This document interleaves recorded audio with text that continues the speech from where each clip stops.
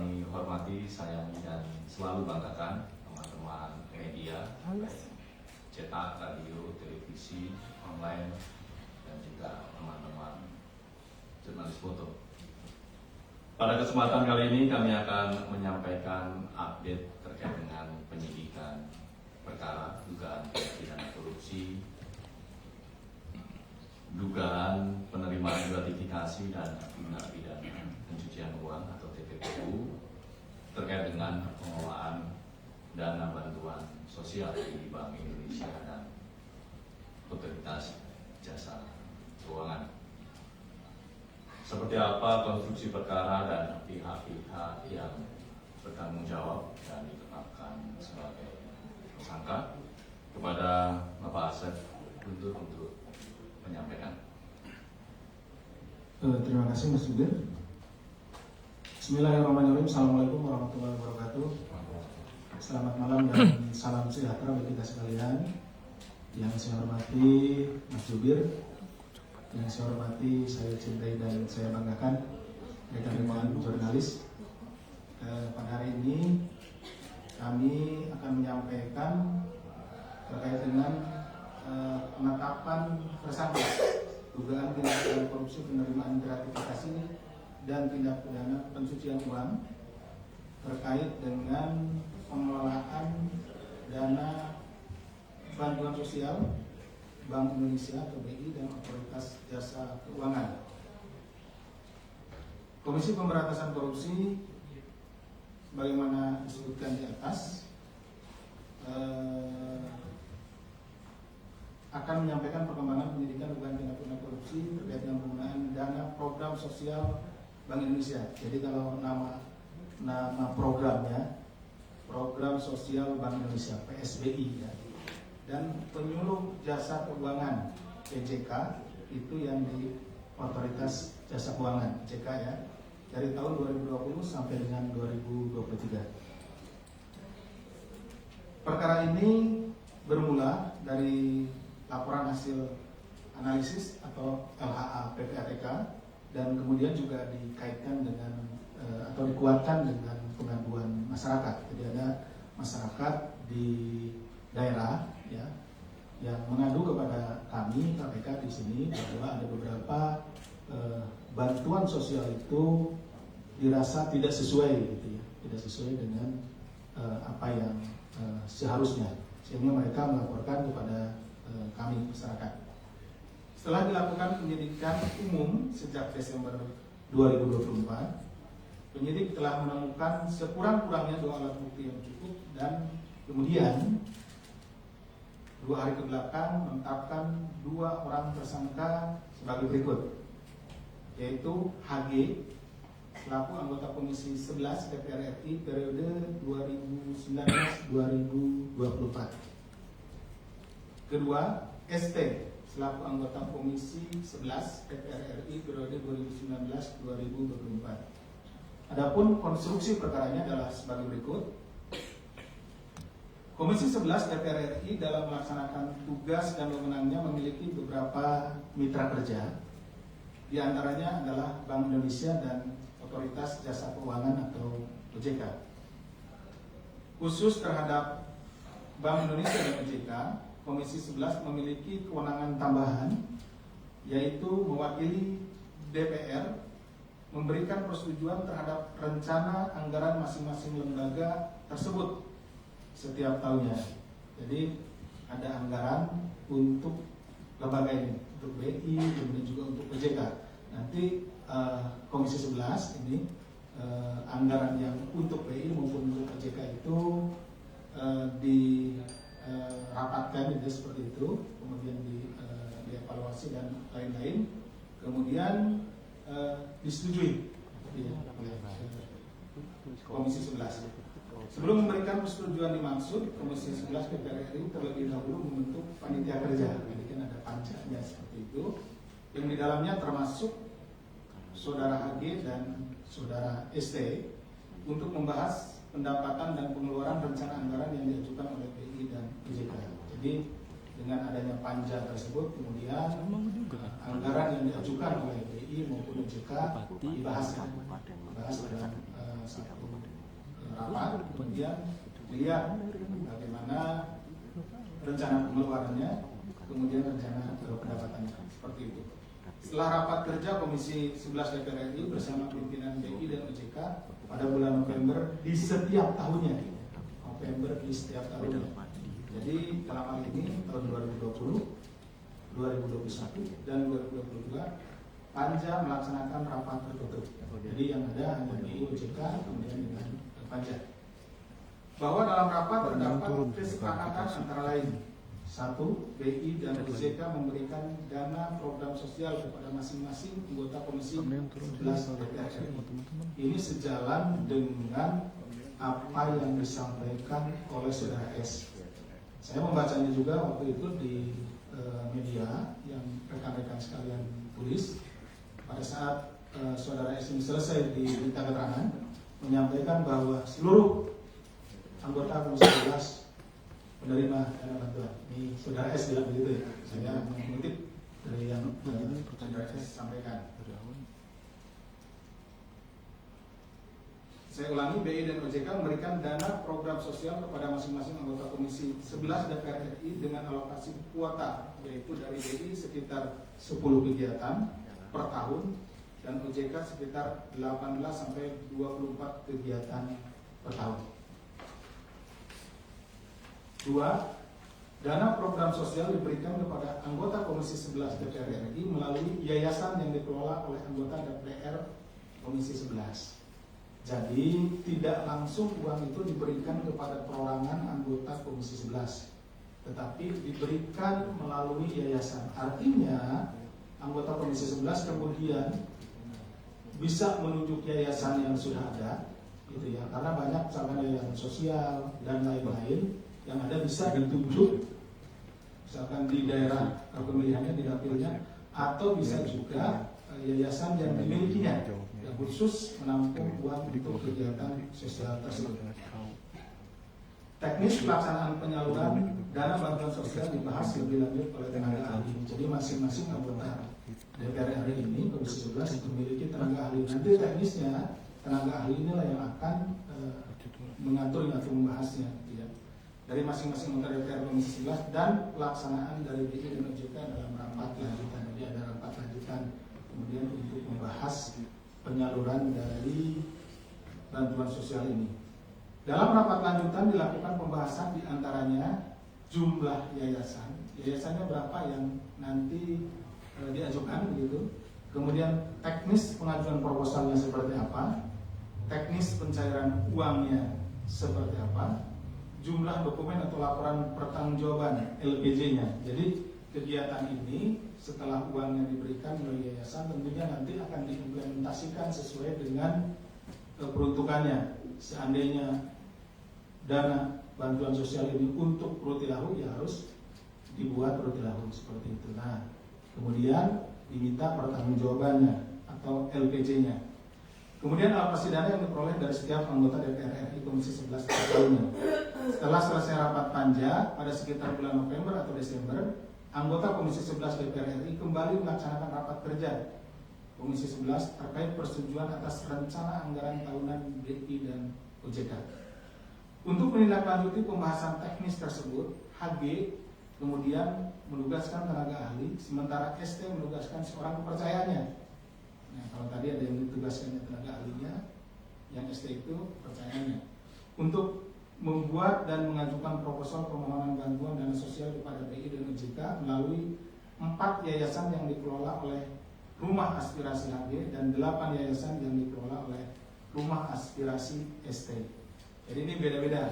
Kalau HG itu menggunakan 4 yayasan, kalau ST menggunakan 8 yayasan. Seperti itu ya.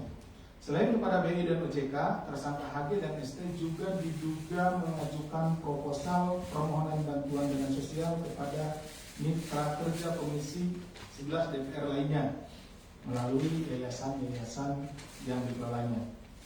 Bahwa pada periode tahun 2021 sampai dengan 2023, yayasan-yayasan dikelola oleh HG dan ST telah menerima uang dari mitra kerja Komisi 11 DPR RI, namun tidak melaksanakan kegiatan sosial sebagaimana dipersyaratkan dalam proposal permohonan bantuan dana sosial. Artinya bukan tidak ada sama sekali ya, dikatakan ini ada kegiatan-kegiatan yang dilakukan tetapi tidak keseluruhan. Seperti sering saya contohkan, dana sosial untuk Rutilahus 10 rumah. Nanti yang dipergunakan hanya 2 rumah, kemudian dipotret sana sini gitu ya. Kemudian dibuat pertanggungjawaban untuk 10 rumah. Sehingga kelihatan di pertanggungjawabannya 10 rumah, padahal yang dibuat hanya 2 rumah. Jadi dana yang bentuk 8 rumah, yang lagi itu yang digunakan untuk kepentingan pribadinya. HG menerima total 15,86 miliar dengan rincian sebagai berikut. Senilai 6,26 miliar dari BI melalui kegiatan program bantuan sosial Bank Indonesia. Senilai 7,64 miliar dari OJK melalui kegiatan penyuluhan keuangan. Serta senilai 1,94 miliar dari mitra kerja Komisi 11 DPR RI lainnya. Bahwa selanjutnya HG diduga melakukan dugaan tindak pidana pencucian uang dengan memindahkan seluruh uang yang diterima melalui yayasan yang dikelolanya ke rekening pribadi melalui metode transfer, di mana HG kemudian meminta anak buahnya untuk membuka rekening baru yang akan digunakan menampung dana pencairan tersebut melalui metode store tunai. HG menggunakan dana dari rekening penampungan untuk kepentingan pribadi, diantaranya pembangunan rumah makan, pengelolaan outlet minuman, pembelian tanah dan bangunan, hingga pembelian kendaraan roda 4. Sementara itu ST menerima total mencapai 12,5 miliar dengan rincian sebagai berikut. Sejumlah 6,3 miliar dari BI melalui program bantuan sosial Bank Indonesia, sejumlah 5,14 miliar dari OJK melalui kegiatan penyuluhan keuangan, serta sejumlah 1,04 miliar dari mitra kerja Komisi 11 DPR lainnya. Seluruh uang yang diterima ST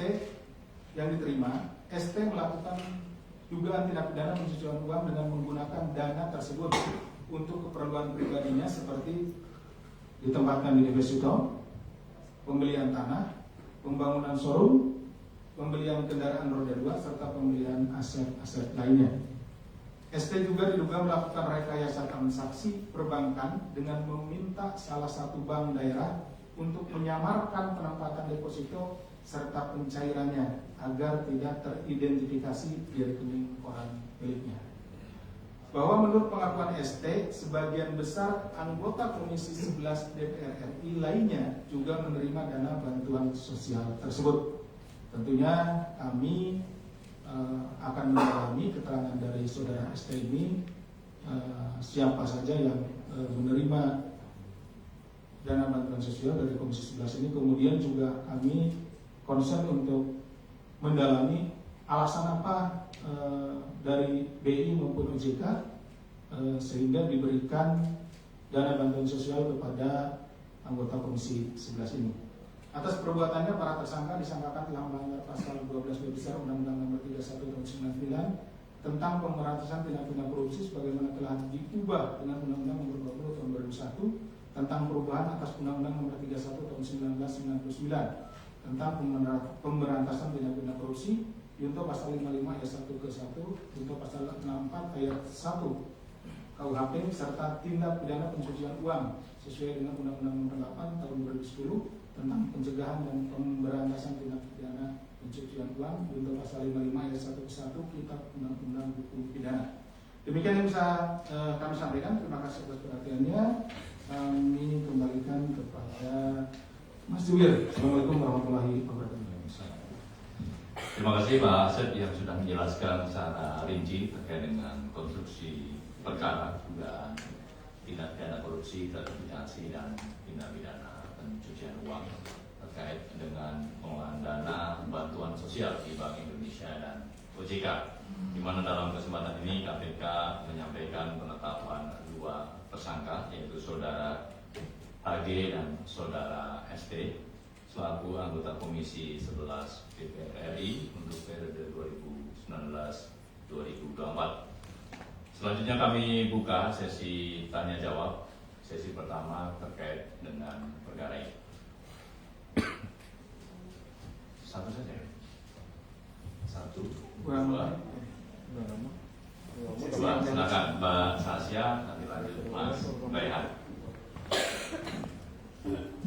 Selamat malam Pak Asep, Mas Budi, saya Tasya dari VOI. Izin Pak mau kembali lagi ke pengumuman tersangka. Itu ST kan menerima 12,52 M, yang rinciannya 6,3 dari BI, 5,1 dari OJK, 1 M dari mitra kerja komisi DPR lain, komisi 11. Nah itu kalau boleh dijelasin mitra kerja ini maksud siapa ya Pak? Soalnya kan ada Kementerian Keuangan, Kementerian PPN, Bappenas, Sen BI, OJK juga ada LKPP.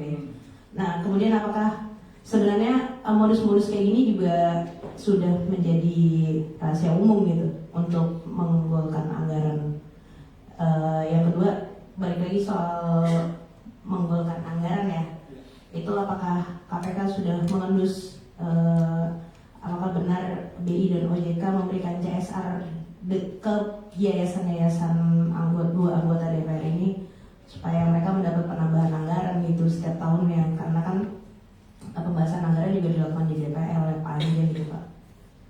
Itu yang kedua. Yang ketiga, ada sejumlah anggota DPR Komisi 11 juga yang sudah beberapa kali disebut gitu. Nah ini kelanjutannya gimana dengan mereka? Terus yang keempat, ini kan ada beberapa politisi Nasdem juga yang sempat dipanggil gitu, Charles Mekiansyah, Fauzi Amro, Rajiv juga pernah gitu.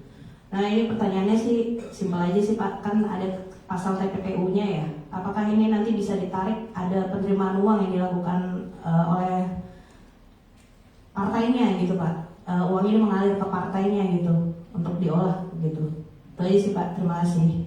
Terima kasih Mbak Sasya, ada 4 pertanyaan. Berikutnya Mas Raihan. Baik Pak, perkenalkan saya Raihan dari Tempo Pak. Izin Pak bertanya, sebenarnya ini ada dalam kasus ini sebenarnya ada keterlibatan yang tetap dari Gubernur BI saat ini yaitu Peri Warjio. Itu yang pertama. Terus yang kedua, adakah juga dari keterlibatan Bank Indonesia juga yaitu Deputi Gubernur Widyaningsih Hendarta. Itu yang kedua Pak. Terus yang ketiga adalah tentang keterlibatan OJK ini sebenarnya seperti apa sih Pak? Apakah sampai saat ini KPK sudah mungkin memeriksa atau mendalami gitu peran-peran yang diduga terlibat dalam dana program sosial BI dan OJK ini? Mungkin itu aja Pak. Terima kasih. Terima kasih Mas Raihan. Silakan Mas Sabir. Assalamualaikum Pak Asep. Saya lanjut pertanyaannya saya tadi soal Partai Nasdem. Ini kan kalau dilihat sebuah kebijakan di komisi tentu ada ketua fraksi. Nah pertanyaan saya apakah untuk para partai, maksudnya dari Fauzi Amro, kemudian Charles, kemudian ada ST dan lain-lain, itu ada perintah dari partai untuk kemudian mereka menerima CSR ini dan mengumpulkan anggaran dari BI dan OJK. Yang pertama. Yang kedua, bagaimana kemudian konstruksi pasal TPPU itu, karena ini aktif ya, untuk kemudian menelusuri aset-aset yang memang diduga ada kaitan di sana. Misalnya mobil, apakah benar mobil itu adalah mobil yang kemudian difasilitasi untuk mobil Partai Nasdem gitu ya.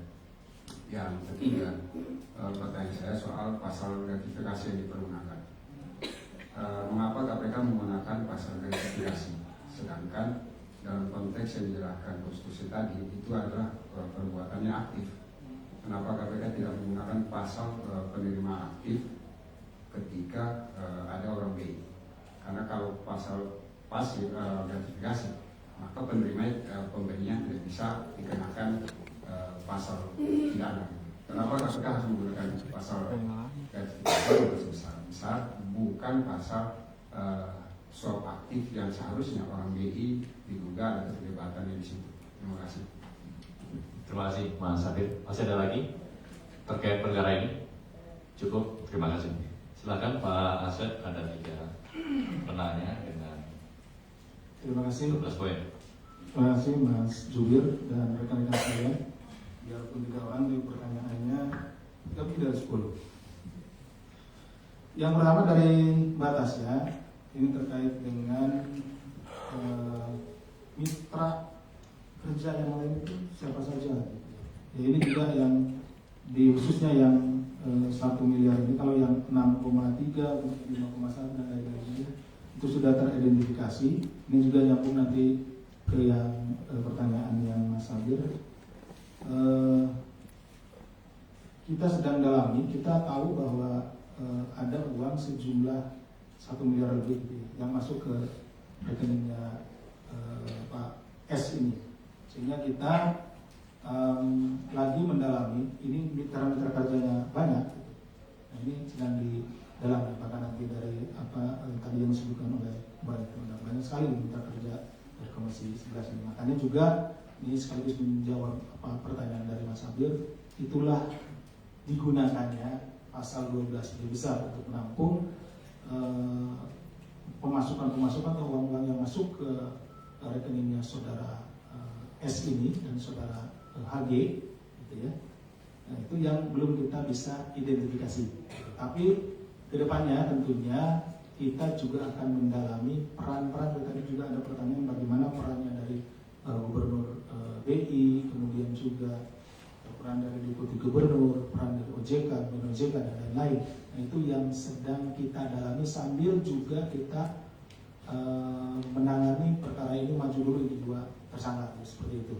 Nanti kita lihat setelah berjalannya perkara ini, penanganan perkara ini, kita berharap kita bisa untuk mendalami peran-peran dari masing-masing pejabat yang dimaksud. Kemudian ini terkait dengan penggunaan anggaran ini BI dan OJK, apakah mereka itu dikaitkan dengan masalah penganggaran gitu, anggaran. Ya, itu juga yang sedang kita dalami. Karena tadi sedikit sudah disinggung gitu kan, tapi belum begitu telak. Apakah benar ini terkait dengan permintaan anggaran, sama penambahan anggaran dan lain-lain gitu. Nah, ini yang baru kita temukan, ada sejumlah uang yang masuk baik ke Pak Heri Gunawan dengan ke Pak Sotori. Nah, itu dengan menggunakan pasal 12 besar. Tapi tidak menutup kemungkinan dalam penanganan perkaranya nanti kita akan menemukan bahwa ada perkara tindak pidana korupsi lainnya gitu ya. Tadi perbuatannya seperti tadi, kalau memang ini ditujukan untuk agar pihak DPR itu menyetujui gitu ya anggaran gitu. Jadi ada meeting of mind, ada permintaan untuk melakukan sesuatu atau tidak melakukan sesuatu dan itu terjadi gitu ya. Nanti tentunya kita akan menggunakan pasal penyuapan seperti itu. Nah, sampai saat ini ada beberapa perbuatan itu masih belum begitu tajam. Jadi kita menggunakan pasal 12 lebih besar. Kemudian ada juga beberapa anggota Komisi 11 yang disebut-sebut, tidak hanya disebut-sebut, bahkan sudah dipanggil kan gitu ya. Dipanggil beberapa panggil ke sini, itu juga mengklarifikasi atau mengkonfirmasi apakah benar Komisi 11 ini yang lainnya. Karena ini kan kami dapatnya dari LHA PPATK, kemudian juga dari laporan masyarakat. Apakah benar seperti yang disampaikan oleh saudara ST ini yang lain juga menerima? Nah, itu yang didalami. Kemudian juga setelah kita mendapatkan informasi bahwa memang benar, nah kita akan melakukan pengecekan. Karena yang paling utama di dalam penanganan perkara ini, selain dari adanya aliran uang dari Bank Indonesia maupun dari OJK serta dari mitra kerja lainnya, yang paling penting kita dalami adalah apakah uang itu digunakan sesuai dengan peruntukannya. Karena mulai terjadinya perbuatan melawan hukumnya adalah ketika uang ini atau dana CSR ini yang seharusnya digunakan untuk kegiatan-kegiatan sosial tidak digunakan untuk kegiatan sosial, tetapi digunakan untuk kepentingan pribadi. pribadi seperti tadi dicontohkan, digunakan untuk pembelian aset, rumah, mobil, dan lain-lainnya seperti itu. Kemudian Mas Rehan juga sudah dijawab, saya kira. Keterlibatan OJK seperti apa juga sudah dijawab. Artinya sama seperti dengan tadi BI, kita sedang mendalami adanya sejumlah uang yang bergeser, walaupun ini dalam bentuk dibungkus dengan kegiatan sosial, dana sosial, tetapi tentu selalu ada alasan.